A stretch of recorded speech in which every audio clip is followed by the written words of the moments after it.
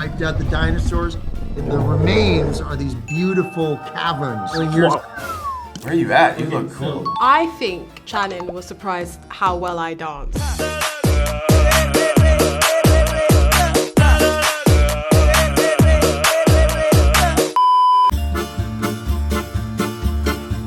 Okay, hi everyone. My name is Nandra. I represent Cinema 21, the largest cinema chain in Indonesia. Nice to meet you. Nice to meet you too. Happy to meet you. Where are you at? You look cool. Oh, it looks cool. Yeah, this is our theater, our cinema. Oh, sick. It's I like beautiful. it. I want to come there. Pretty. Please do. I will accept you. Yeah. Thank you.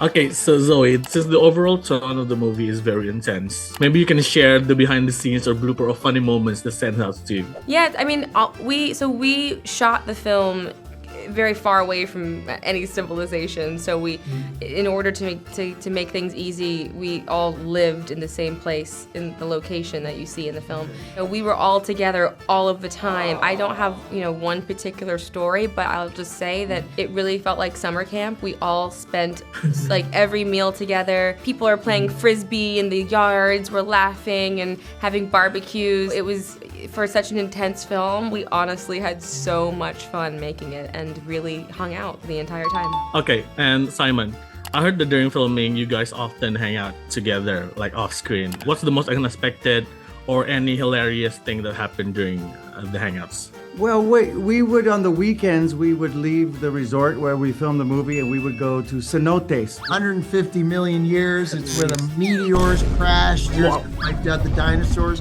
And the remains are these beautiful caverns. Yes. With stalactites and stalagmites. Yes, you're right. And we would go swimming and connect and dive off cliffs and swim together and laugh together and play together. And we became very good friends very fast. Yes, it's beautiful there, similar to, I love Indonesia. A beautiful place too.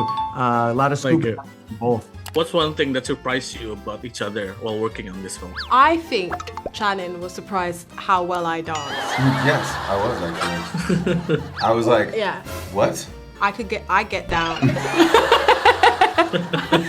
It's true. I cannot deny it. Look, see, you're gonna get it now. You're gonna get this right going.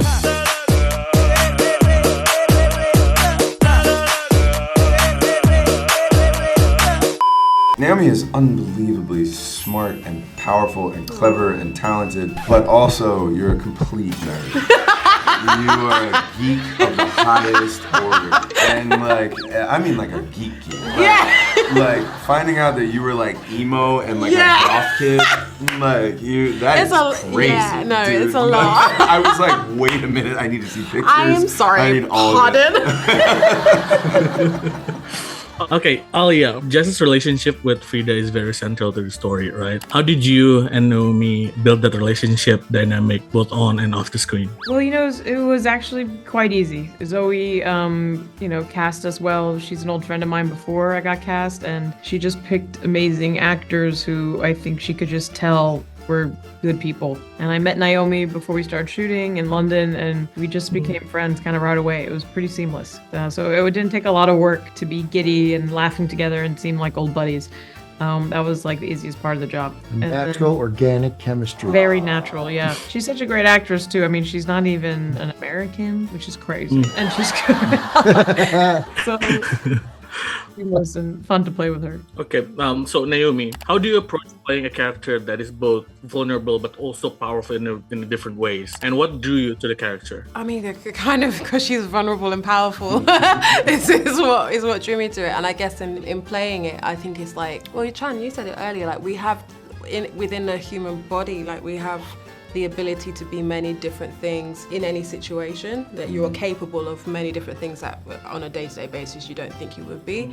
And I think as soon as you accept that as your person, you free yourself up to be able to play that in any character, that your character can contradict themselves, your character can go to extremes, and your job is then to just facilitate a space in your character's kind of mind where that stuff can happen, because the script is the foundation, and then your job is to do the math of how to get there, but it's all there for you. Okay, so Naomi portrayal of Frida is central to the movie's narrative. What qualities did you see in her that made her like the perfect fit for the complex character? I mean, first of all, she's just so talented and so intelligent. She understood the character and the script so quickly. I knew I wasn't gonna have to, you know, explain what I was trying to do because there was this instant connection. Like you said, there's so many different emotions that have to be displayed at one time. It's just like juggling all these different emotions in the air, and to find an actor that's able to do that and do it well is very difficult. And she has such an expressive face as well.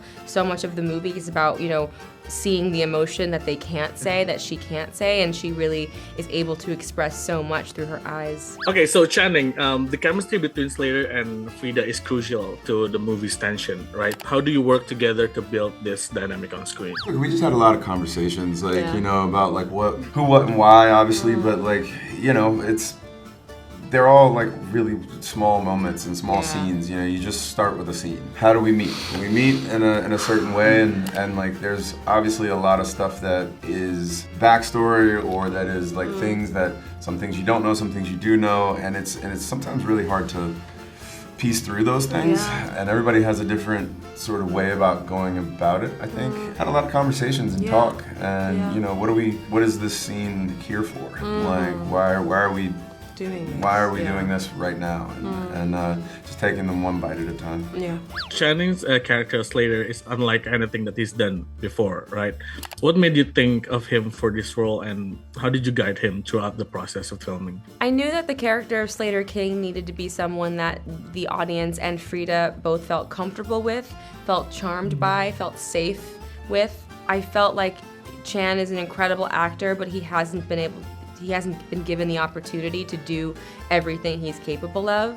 I think he's an incredible actor, and I knew that he would do amazing things with this part. Christian, the movie has a very specific and intense atmosphere, but also fun. How did you contribute to building this atmosphere on set, and how did that affect your performances? I think, you know, Zoe was really the one who set the atmosphere, I think, for all of us. You know, she leads with love and openness, and she's an actress, so she kind of understands what it's like for an actor, what the process is. But whenever we had anything really difficult or challenging to do, which we did for this particular project, not so much physically, but emotionally, there were some real hurdles and challenges to get over. She made sure that everybody felt very safe and comfortable, and we were all our main concern was just how do we protect each other in the best possible way we can.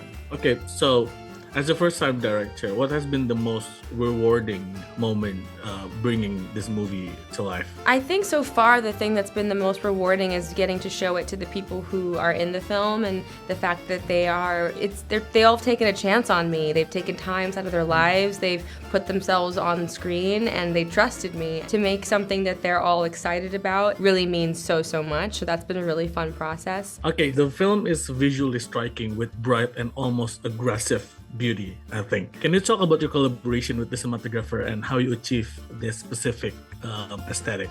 Yeah, my DP, Adam Newport-Berra, is an incredible talent. He's got such style. He's a very hard-working person. We kind of got to push each other because we both, you know, there are easy ways to shoot things and there are more difficult ways to shoot things, and I think we both gravitate towards some more difficult ways to shoot things and enjoy those challenges. I mean, you said aggressive beauty, which is exactly it. I really wanted to make it almost so beautiful and so vibrant and so bright and so sunny that it was almost oppressive, because the movie's meant to be this kind of mirror in two parts, like things that are at the beginning feel luxurious and beautiful, at the end feel terrifying. Okay, so if your character had to form a band together, what would be the name of the band and who would play which instrument? The Crispy Bandicoots, and I'm on guitar. Great. You're drums. Can I be the lead singer? Lead singer. Yeah. Crispy Bandicoot. It's always been my dream to be like Sting. Yeah. You We got all want to Sting be energy. Sting. Don't we all want to be Sting? Yeah. He's our spirit animal. Ooh.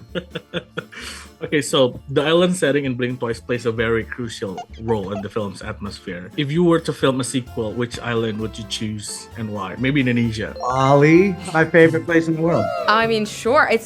I've never in my life thought about a sequel to this film, but many people have been asking me that today, so that's very interesting. He's got a good title for the next Oh one. yeah, blink thrice. That makes sense. I don't know, Tahiti? Indonesia sounds great.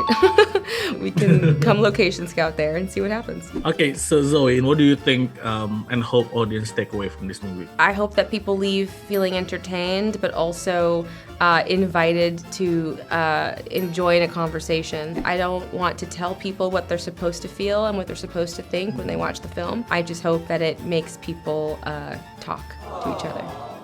Asik kan videonya? Jangan lupa like, subscribe, dan komen ya.